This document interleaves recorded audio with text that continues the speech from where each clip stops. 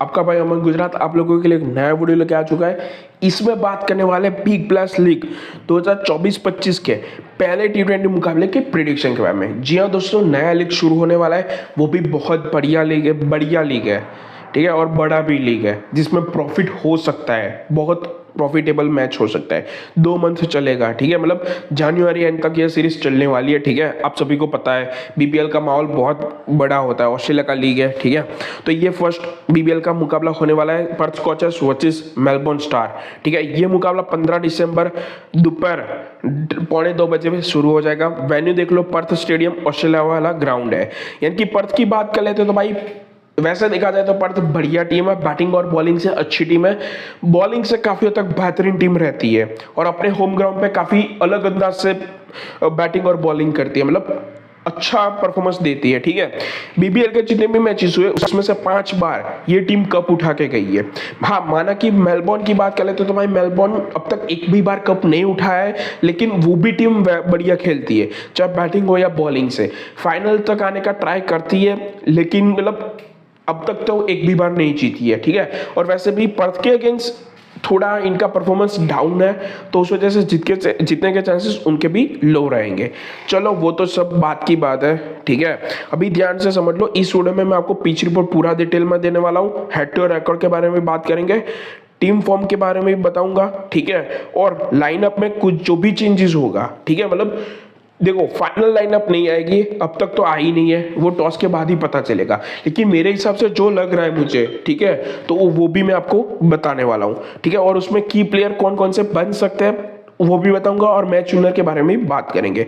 तो वीडियो को लास्ट तक देखना मत भूलना। अगर नए हो तो चैनल को सब्सक्राइब करके जा सकते हो और बेल को भी प्रेस करके जा सकते हो, ताकि आपके पास ऐसे एनालिसिस वाले वीडियो आते रहे, ठीक है।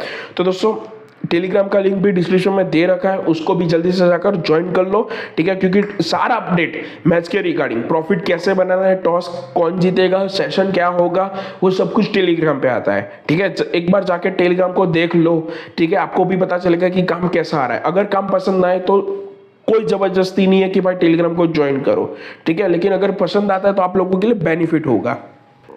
चलो दोस्तों, प्रिडिक्शन की शुरुआत करते हैं दोनों टीमों के हेड टू हेड रिकॉर्ड से। तो दोनों टीमों की मैच अब तक 22 मुकाबले हो चुके हैं, उसमें से 14 मुकाबले पर्थ ने और 8 मुकाबले मेलबोर्न ने विन किए। यानी कि उस हिसाब से देखा जाए तो ओवरऑल भाई पर्थ मेलबोर्न से काफी हद तक आगे है।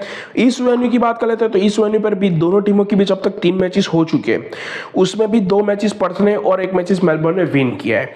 2023 का जो मैच हुआ था 23-24 वाला, ठीक है, एक ही मैच हुआ था दोनों टीमों के बीच, वो भी पर्थ ने विन किया था। यानी कि इन शॉर्ट इतना है कि भाई पर्थ बहुत बढ़िया बैटिंग कर रहा है, ठीक है, मतलब मेलबोर्न के अगेंस्ट काफी हद तक बेहतरीन है। लास्ट 10 मैच का रिकॉर्ड देख लो तो 8 मैचेस पर्थ ने और 2 मैचेस मेलबोर्न ने विन किए। लास्ट 5 मैचेस का रिकॉर्ड देखा जाए तो पांचों के पांचों मैचेस पर्थ ने विन किए, ठीक है। तो यानी कि भाई मेलबोर्न थोड़ी लोएस्ट टीम लग रही है मुझे, जो रिकॉर्ड है उस हिसाब से, ठीक है। तो मुझे लग रहा है पर्थ बढ़िया परफॉर्मेंस देके जा सकती है। और वैसे भी अपने होम ग्राउंड पे पर्थ ने आई थिंक 32 से 35 मुकाबले खेले, उसमें से 22 या 25 मुकाबले वो विन करके गई है और 12 मुकाबले हारी है। मेलबोर्न की बात की जाए तो भाई इस वेन्यू पे मेलबोर्न ने 4 मैचेस खेले, 2 जीती है 2 हारी है, मतलब पर्थ का अपने होम ग्राउंड पे भी रिकॉर्ड बहुत बढ़िया है, तो उस वजह से उसके जीतने के चांसेस हाई रहेंगे। चलो दोस्तों, टीम फॉर्म की बात कर लेते हैं तो पर्थ का टीम फॉर्म देख लो। लास्ट जो 5 मैचेस खेली है 2 जीती है 3 हारी है। यानी कि ये अभी जो अगस्त मंथ की बात कर लेते हैं तो अगस्त मंथ में एक सीरीज हुआ था, ठीक है, मुझे इसका नाम याद नहीं है, मैं जस्ट भूल गया हूँ, लेकिन उसमें ऐसा था कि बांग्ला ए करके टीम थी, पाकिस्तान ए करके भी टीम था, बाकी जो बीबीएल की टीम होती है वो आमने सामने थी, ठीक है। तो उसमें भी मतलब थोड़ा ठीक ठाक परफॉर्म किया था पर्थ ने। पर्थ की ओवरऑल बात की जाए तो भाई इस सीजन में जो उसकी लाइनअप है, पूरी टीम की जो स्क्वाड है, तो उसमें बैटिंग और बॉलिंग अच्छी खासी है, लेकिन अभी बैटिंग में एक कमजोरी आ सकती है इस मैच के दौरान कि भाई जॉस इंग्लिश और मिचेल मार्श नहीं हो सकते, क्योंकि इंडिया और ऑस्ट्रेलिया की जो टेस्ट सीरीज चल रही है उनको वहीं पे है वो लोग, तो शायद आ सकते हैं और नहीं आ सकते। अगर नहीं आए तो इनकी बल्लेबाजी थोड़ी वीक पड़ सकती है मेलबोर्न के अगेंस्ट में। बाकी इनकी जो गेंदबाजी है पेसिंग अटैक वाली बेहतरीन है, काफी हद तक अच्छी है। मेलबोर्न की बल्लेबाजी को छक्का छुड़ा दे वैसी गेंदबाजी है, ठीक है। चलो दोस्तों, मेलबोर्न का टीम फॉर्म देख लो। तो लास्ट अभी जो सीरीज मैंने आगे बताई उसमें उसका भी रिकॉर्ड वैसा ही था पर्थ जैसा, 2 जीता था 3 हारा था, ठीक है। मतलब ओवरऑल तो भाई वो सीरीज को जाने दो, क्योंकि उसकी और इस जो बीबीएल शुरू हो रहा है उसकी लाइनअप में चेंज है। ये स्क्वाड काफ़ी हद तक बेहतरीन है, मेलबोर्न वाली की भी उसमें है। मेलबोर्न में ज़्यादातर ऑलराउंडर काफ़ी हद तक बेहतरीन है, ठीक है। जैसे मार्कस स्टोइनिस है, ग्रेन मैक्सवेल है जो उनके कप्तान हो सकते हैं, टॉम करन है, ठीक है। फिर बैन डकेट है जो एक लौता बल्लेबाज है उसके पास, इस टीम के पास। तो भाई उस वजह से क्या है कि इनकी इस टीम की थोड़ी बहुत बल्लेबाजी पर्थ के अगेंस्ट में बेहतरीन है, अगर मिचेल मार्श और जॉस इंग्लिश नहीं खेलते हैं तो, ठीक है। इनकी गेंदबाजी की बात की जाए भाई, इनकी गेंदबाजी पर्थ के अगेंस्ट में थोड़ी वीक है, तो गेंदबाजी से ये टीम थोड़ी डगमगा सकती है, ठीक है। वैसे देखा जाए तो बैटिंग और बॉलिंग का आमना सामना हो सकता है।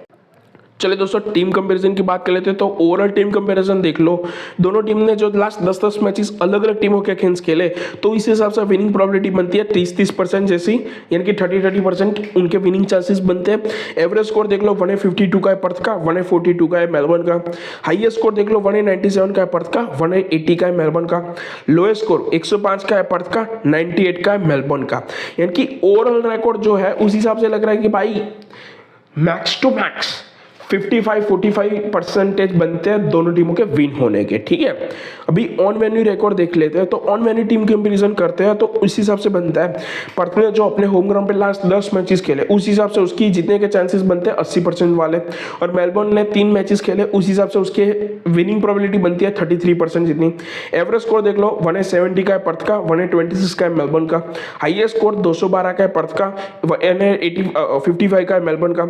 लोएस्ट स्कोर 105 का है पर्थ का, 89 का है मेलबोर्न का। यानी कि ऑन वेन्यू रिकॉर्ड भाई इस ग्राउंड पर जो रिकॉर्ड है दोनों टीमों का, पर्थ उसमें काफी हद तक आगे है। तो इस हिसाब से मुझे लग रहा है कि भाई 60% पर्थ जीत सकती है और 40% मेलबोर्न जीत सकती है, मतलब उसके जीतने के चांसेस इतने लग रहे हैं मुझे। वेन्यू स्टैट्स की बात कर लेते हैं तो दोस्तों इस ग्राउंड पे टोटल बीबीएल के 42 मुकाबले हो चुके हैं। 23 मुकाबले फर्स्ट में बैट करने वाली टीम ने और 19 मुकाबले सेकंड में बैट करने वाली टीम ने विन किए। मतलब इतना ज्यादा फासला नहीं है। मतलब आप ऐसा सोच रहे होगे कि भाई 3-4 मैचेस डिफेंड वाली टीम ने ज्यादा जीते तो डिफेंड वाली टीम बेहतरीन परफॉर्म कर सकती है, लेकिन ऐसा हो सकता है। मतलब अगर यूज पिच होता तो मैं थोड़ा बहुत उस पर यकीन करता कि डिफेंड हो सकता है। बाकी अभी क्या है कि देखो फ्रेश पिच है तो वो दोनों तरफा रन बन सकते हैं, वैसे भी बल्लेबाजी वाला ग्राउंड है, ठीक है। ये रिकॉर्ड बिल्कुल सही है कि 39 जो मुकाबले हुए उसमें डिफेंड वाली टीम के जीतने के चांसेस 67% जीतने हैं और चेज वाली टीम के जीतने के चांसेस 28% जीतने हैं। यानी कि डिफेंड ज्यादा होता है मोस्टली इस पिच पे, लेकिन कल जो पहला मैच है उसमें मुझे नहीं लग रहा है क्योंकि दो पिच यूज नहीं है, इसलिए दोनों तरफा बल्लेबाजी होगी, ठीक है। तो रन चेज भी हो सकता है, ठीक है। तो इस पे डिपेंड मत रहना। फर्स्ट टीम का एवरेज स्कोर देख लो 161 का है और सेकंड का 142 का है, ठीक है। लेकिन मुझे लग रहा है कि भाई 160 से 180 वाला स्कोर बन सकता है। अगर स्कोर 166 या 170 उसके बिलो का बनता है तो चेज होगा पूरा का पूरा। अगर 180 या उसके प्लस का स्कोर गया तो डिफेंड होने के चांसेस पूरे बन जाएंगे, ठीक है। तो उस बात को ध्यान रखना, ये स्कोरिंग पैटर्न बहुत इंपॉर्टेंट है, ठीक है। हाई स्कोर देख लो इस पिच का 213 के करीब हाई स्कोर है, लो स्कोर 79 का है और मोस्टली इस पिच पे हाईएस्ट चेजेबल स्कोर 175 तक का है, ठीक है। इस पिच पे 150 से कम का स्कोर 27 बार हुआ है और 150 से 199 तक का स्कोर 44 बार हुआ है और 200 से अधिक का स्कोर 6 बार हुआ है। मोस्टली दोस्तों इस पिच पे है ना ज्यादातर स्कोर 150 के अराउंड बनते हैं, मोस्टली प्लस में ज्यादा रहते हैं। मतलब इस रिकॉर्ड वाले गैप में ज्यादा स्कोर बनते हैं फर्स्ट इनिंग के दौरान इस पिच पे, ठीक है। तो सेकंड में भी थोड़ा बहुत चेस होता है, मतलब 150 के अराउंड स्कोर बनता ही बनता है, ठीक है। तो स्कोर आपको 150-180 के बीच में देखने को मिल सकते हैं, सॉरी। चलिए दोस्तों अभी मेन पिच रिपोर्ट की बात कर लेते हैं, ठीक है।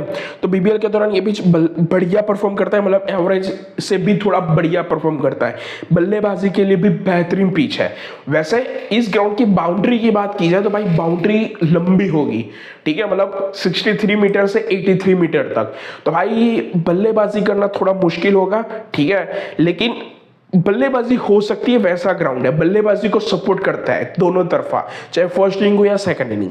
इस ग्राउंड है ना, ये जो ग्राउंड है वो बल्लेबाजी को 50% सपोर्ट करता है और गेंदबाजी को भी 50% सपोर्ट करता है। यानी कि स्टेबल वाला ग्राउंड है, दोनों बेहतरीन हो सकता है, बल्लेबाजी और बॉलिंग।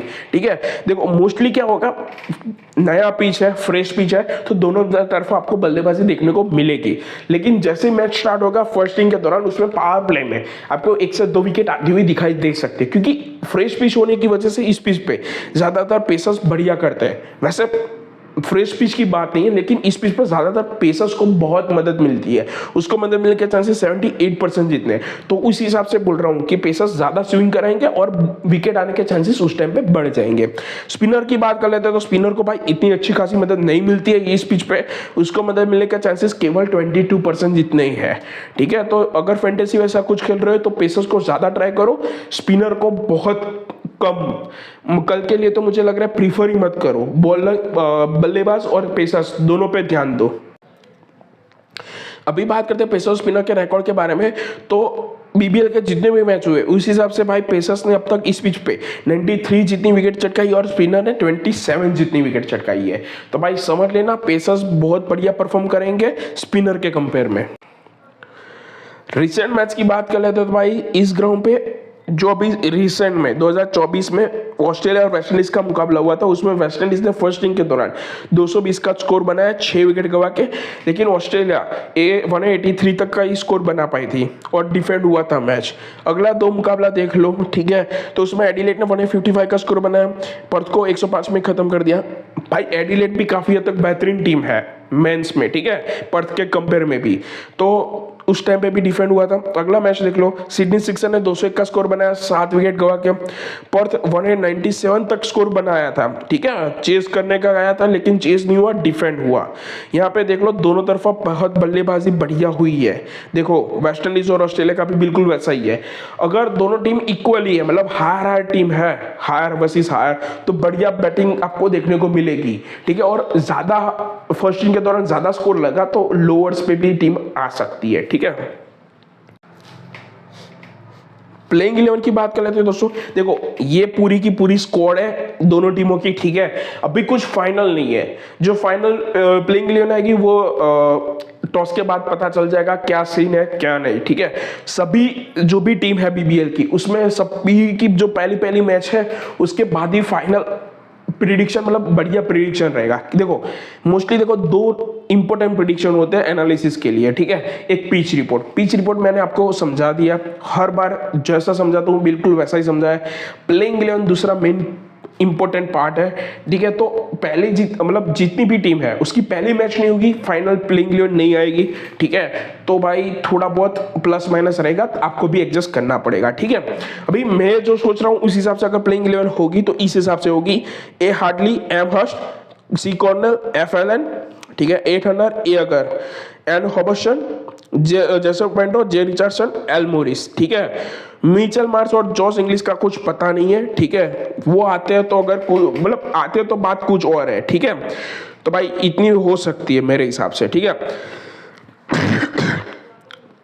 सामने वाली टीम से यानी कि हमारी मेलबोर्न की ओर से Ben Duckett, Glenn Maxwell, Marcus Stoinis, H Cartwright, T Rodrigues, H Ball, H Harper, J Paris, Usman Mir, Tom Curran, B Webster. ठीक है, उसकी मुझे ये थोड़ी फाइनल लग रही है, लेकिन इसमें भी चेंज आ सकता है। जो भी होगा वो टॉस के बाद पता चल जाएगा।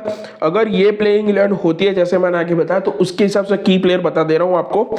ठीक है, एफ एलन, सी कॉर्नल, एम हर्स्ट, ए अगर, 8 रनर। ठीक है, फिर जे रिचर्डसन, जेसप पेंड्रोफ, एल मॉरिस, या फिर उसकी जगह पे ए हार्डी को ट्राई कर सकते हो। ठीक है, बढ़िया बल्लेबाजी हो सकती है। फिर बैन डकेट, मैकग्रा स्टोनिस, ग्रैंड मैक्सवेल रिसेंट फॉर्म ठीक ठाक नहीं है, लेकिन मुझे लग रहा है कम बैक कर सकता है। टॉम करन, उस्मान मीर, फिर हाँ एस बॉलर थोड़ा बेहतरीन है। ठीक है, फिर जे पेरिस ले सकते हो, या फिर उसकी जगह पे टे रॉजर्स के पास जा सकते हो। ठीक है, तो भाई अभी तो ये फाइनल नहीं है। मैच विनर भी दे रहा हूँ, पर्थ मेरी ओर से मैच का मैच विनर रहेगा, लेकिन इसमें भी फाइनल प्रेडिक्शन नहीं है।